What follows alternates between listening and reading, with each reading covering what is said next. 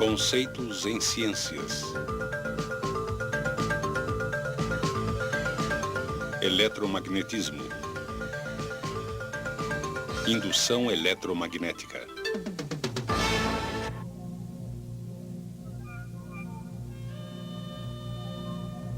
Eletricidade é algo que achamos natural. Todos sabemos o que fazer com ela. Ligar isto, aquilo. Somos muito bons nisto. É necessária uma falta de energia para percebermos como ficamos desamparados sem ela. Os princípios básicos que levaram ao desenvolvimento de geradores elétricos começaram com a descoberta por Hans Christian Ørsted em 1819 de que resulta um campo magnético sempre que existe um movimento de cargas através de um condutor. 10 anos mais tarde, em 1830, a possibilidade de um campo magnético poder gerar uma corrente em um condutor se tornou realidade.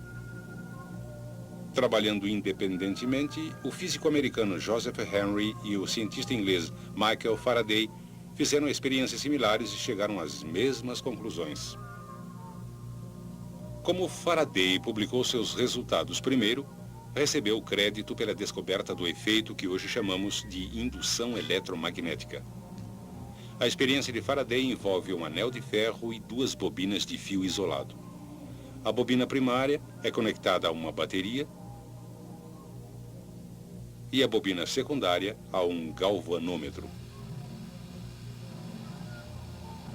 Um galvanômetro indica um fluxo de corrente diminuto através de um condutor, com seu ponteiro indicando também o sentido do fluxo de corrente. Faraday observou que no instante em que a bobina primária era conectada à bateria, o galvanômetro indicava um pequeno impulso de corrente na bobina secundária. Mas, para sua surpresa, o ponteiro logo voltava a zero, indicando que tinha parado todo o fluxo de corrente. Porém, quando a bobina primária era desconectada, uma corrente era de novo gerada brevemente na bobina secundária, só que desta vez ela era no sentido oposto. A mudança da corrente na bobina primária, de alguma maneira, induzia uma corrente na bobina secundária. Faraday reconheceu que, ao conectar a bobina primária à bateria, um campo magnético se forma no interior do anel de ferro. Quando o campo aumenta dentro do anel, ele induz uma corrente que flui através da bobina secundária.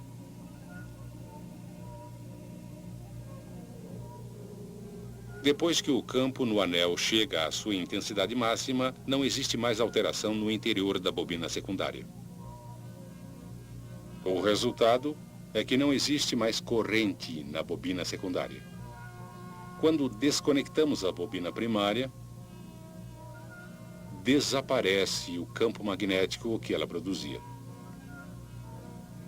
Quando o campo no anel desaparece, ele novamente induz uma corrente na bobina secundária, agora no sentido oposto. Hoje chamaríamos o aparelho de Faraday de transformador.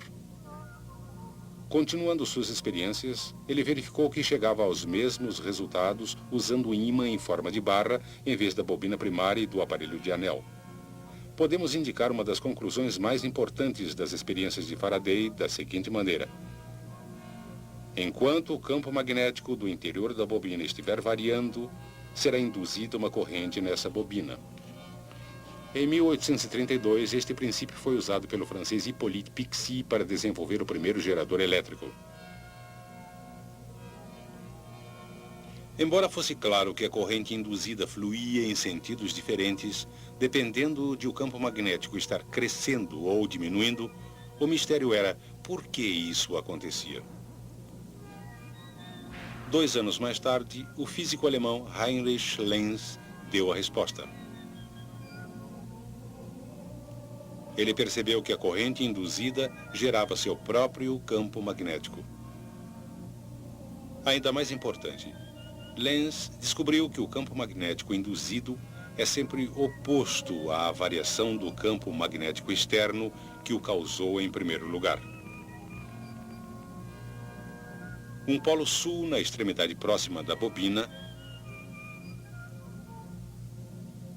é induzido quando o polo sul do ímã, em forma de barras, se aproxima da bobina, opondo-se ao movimento desse ímã à frente.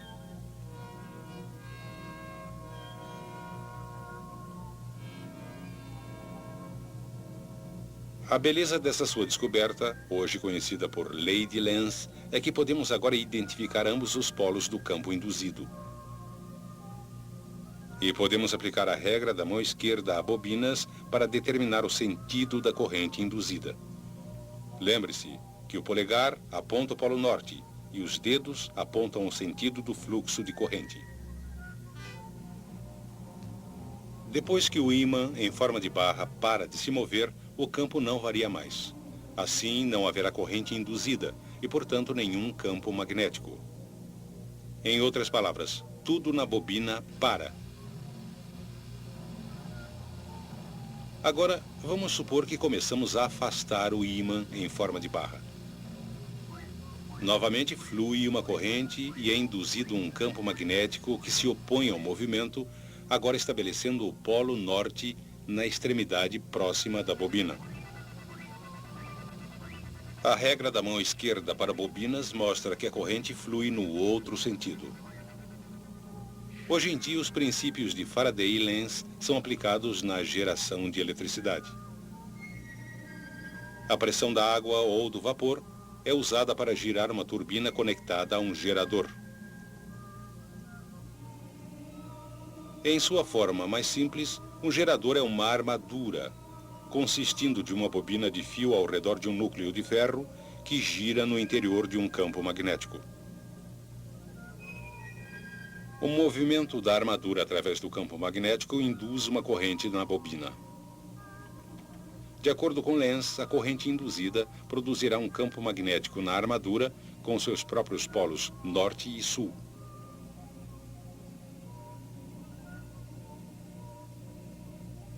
Este campo exercerá oposição ao movimento da armadura através do campo magnético externo. Daqui até ali, essa extremidade da armadura será o polo norte. Assim, no topo, quando a armadura gira, essa atração se opõe ao movimento, afastando-se do polo sul, e essa repulsão se opõe ao movimento, aproximando-se do polo norte. Quando a armadura gira passando pelos polos externos, a corrente induzida e o campo magnético se invertem, opondo-se ao movimento através da segunda metade da rotação.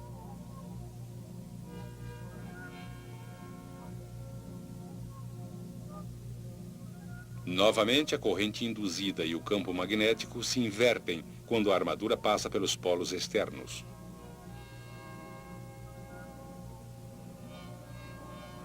Como o sentido da corrente se inverte a cada meia rotação, o movimento de cargas resultante é chamado de corrente alternada. E o princípio da indução eletromagnética é usado nos enormes geradores elétricos que fornecem a corrente alternada de que tanto precisamos.